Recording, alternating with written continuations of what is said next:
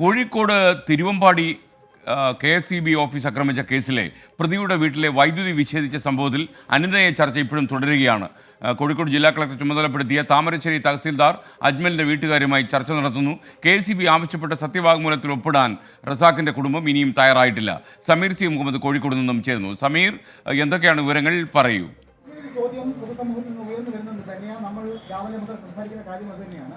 SKN വിഷയം എങ്ങനെയെങ്കിലും ഒതുക്കി തീർക്കണം എന്നുള്ള നിലയിലേക്ക് ഇപ്പോൾ റവന്യൂ ഉദ്യോഗസ്ഥരും അതുപോലെ തന്നെ KSEB ഉദ്യോഗസ്ഥരും എത്തിയിട്ടുണ്ട്. അതിനാൽ തന്നെ അവർ വിവിധ തലങ്ങളിലുള്ള ചർച്ചകളുമായി കൊണ്ട് മുന്നോട്ട് പോവുകയുമാണ്. ജില്ലാ കളക്ടർ ചുമതലപ്പെടുത്തിയ താമരശ്ശേരി തഹസിൽദാരും അതുപോലെ തന്നെ KSEB ഉദ്യോഗസ്ഥരുമാണ് പോലീസ് സംരക്ഷണത്തിൽ ഇവിടെ എത്തിക്കൊണ്ട് നീണ്ട നേരം ചർച്ച നടത്തിയത്. ആ ചർച്ചയിൽ ഇപ്പോഴും ഒരു തീരുമാനമായിട്ടില്ല. അവർ കൊണ്ടുവന്ന ആ സത്യവാങ്മൂലത്തിൽ ഒപ്പിടാനാകില്ല എന്നുള്ള നിലപാടാണ് അജ്മലിന്റെ പിതാവായിട്ടുള്ള റസാഖും അതുപോലെ തന്നെ മാതാവ് മറിയമും വ്യക്തമാക്കിയിട്ടുള്ളത്. ഇപ്പോൾ പിതാവ് റസാഖ് നമുക്കൊപ്പം ചേരുകയാണ്. ഇനിയും ചർച്ച തുടരുന്നു. ഇപ്പോഴും ഒരു തീരുമാനമായിട്ടില്ല. അവർ കൊണ്ടുവന്ന ആ സത്യവാങ്മൂലത്തിൽ ഒപ്പിടാനാകില്ല എന്നുള്ള ആ നിലപാട് തന്നെ ആവർത്തിക്കുകയാണോ? ഞാനൊരു തെറ്റും ചെയ്തിട്ടില്ലല്ലോ. ഞാനിത് ഒപ്പിടാൻ തയ്യാറല്ല കേട്ടോ. ഞാൻ തെറ്റും ചെയ്തിട്ടില്ല. ഓക്കെ, എന്തൊക്കെയാണ് ആ സത്യവാങ്മൂലത്തിൽ അവർ ആവശ്യപ്പെടുന്നത്? ഞാൻ വായിച്ചില്ല. അവർ നേരത്തെ വായിച്ചാൽ ഞാൻ മറന്നുപോയി. ഇനിയിപ്പോൾ അക്രമങ്ങളൊന്നും നിങ്ങളുടെ ഭാഗത്തുനിന്ന് അജ്മലിൻ്റെ ഭാഗത്തുനിന്ന് ഉണ്ടാവരുത് എന്നുള്ള ആ ഒരു ഉറപ്പ് നൽകിയാൽ. മുമ്പ് ഞാൻ ചെയ്തില്ലല്ലോ, ഇപ്പോൾ ഞാൻ ചെയ്യില്ലോ. ഒരക്രമം ഞാൻ ചെയ്തിട്ടില്ല. ഞാൻ രോഗിയാണ്, എനിക്ക് ചെയ്യാൻ പറ്റൂല. മക്കൾ ചെയ്ത കാര്യത്തെ സംബന്ധിച്ചാണ് KSEB ഇതിൽ വിശദീകരണം തുടങ്ങി. അത് അവരോട് ചെയ്യാം, നിയമാവലി കൊടുക്കുക.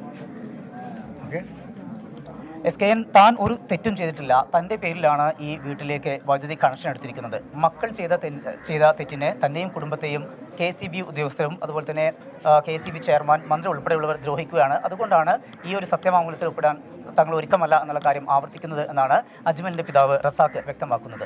ഏതായാലും ഇപ്പോഴും ഈ വീട്ടിലേക്ക് വൈദ്യുതി എത്തിയിട്ടില്ല. വലിയൊരു പ്രതിസന്ധിയാണ്. ഇന്നലെ രാത്രിയാണ് ഇവിടെ ഈ പ്രതിഷേധങ്ങൾക്കിടെ റസാഖ് കുഴഞ്ഞു വീഴുകയും ആശുപത്രിയിലാവുകയും ചെയ്തിരുന്നു. ഉച്ചയോടുകൂടിയാണ് ഡിസ്ചാർജ് ആയിക്കൊണ്ട് അദ്ദേഹം ഇവിടെ എത്തിയത്. പിന്നീട് ഈ സിറ്റൗട്ടിൽ തന്നെ അദ്ദേഹം ഇരിക്കുന്ന ഒരു സാഹചര്യമാണ്. അകത്ത് ശക്തമായിട്ടുള്ള ചൂടാണ്. ഫാനോ ACയോ ഒന്നും പ്രവർത്തിക്കുന്നില്ല, വൈദ്യുതി ഇല്ലാത്ത ഒരു സാഹചര്യത്തിൽ. അതിനാൽ തന്നെ അദ്ദേഹം ഈ മുറ്റത്ത് തന്നെ ഇവിടെ തന്നെ ഇരിക്കുന്ന ഒരു സാഹചര്യമാണുള്ളത്. അദ്ദേഹം ഹൃദ്രോഗിയാണ്. അദ്ദേഹത്തിൻ്റെ വിവിധ മരുന്നുകൾ ഉണ്ടായിരുന്നത് ഫ്രിഡ്ജിലാണ്. പക്ഷേ ഫ്രിഡ്ജൊന്നും പ്രവർത്തിക്കാത്ത ഒരു സാഹചര്യത്തിൽ പിന്നീട് അയൽവാസികളുടെ വീട്ടിലേക്ക് മരുന്നുകൾ മാറ്റേണ്ടുന്ന ഒരു സാഹചര്യം ഉൾപ്പെടെയുണ്ട്. അത്തരം ഒരു സാഹചര്യം കൂടി മുൻനിർത്തിക്കൊണ്ട് അദ്ദേഹം പ്രതിഷേധം തുടരുന്നു. ഒപ്പം തന്നെ ഇവിടെ യൂത്ത് കോൺഗ്രസിൻ്റെയൊക്കെ വലിയ രീതിയിലുള്ള പ്രതിഷേധം ഇപ്പോഴും തുടരുകയാണ്. SKN. Okay, thank you. Sameer C മുഹമ്മദാണ് കോഴിക്കോട് നമുക്കൊപ്പം ചേർന്നത്. ഇതിൽ രാഷ്ട്രീയമുണ്ടോ എന്ന് നമുക്കറിയില്ല. എന്തായാലും കറണ്ടിൻ്റെ രാഷ്ട്രീയമാണ് നമ്മളിപ്പോൾ കാണുന്നത്. ഈ സത്യവാങ്മൂലം എഴുതി ഒപ്പിട്ട് കിട്ടണമെന്ന് പറയുന്ന KSEBയോട് ഞാനൊരു വീട്ടി ചോദ്യം ചോദിക്കട്ടെ.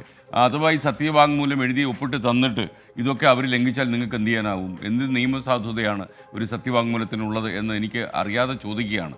നിയമപരിമിതിയാണോ എന്ന് എനിക്കറിയില്ല. അപ്പോൾ കുര്യൻ വർഗീസ് പറയുന്നത് കറണ്ട് ബില്ല് അടയ്ക്കാത്തതിന് ഫീസ് ഊരി, അതിലെന്താണ് തെറ്റ്? നിയമം എല്ലാവർക്കും ബാധകമാണ്. KSEB ഫീസ് ഊരി നിയമം നടപ്പാക്കി, അതിലൊന്നും ഒരു തെറ്റുള്ളതായിട്ട് ആർക്കും പറയാൻ കഴിയില്ല. കാര്യം ബില്ലടപ്പിക്കാൻ ഇതേ തന്നെ മാർഗ്ഗമുള്ളൂ. അതേസമയം ഓൺലൈനായി അവർ പണമടച്ചു കഴിഞ്ഞാൽ പിന്നെ ഇത് 24 മണിക്കൂറിനകം പുനഃസ്ഥാപിക്കേണ്ടതും KSEBയുടെ ജോലിയാണ് എന്ന് വരുന്നിടത്താണ് ചെറിയൊരു പ്രശ്നമുള്ളത്.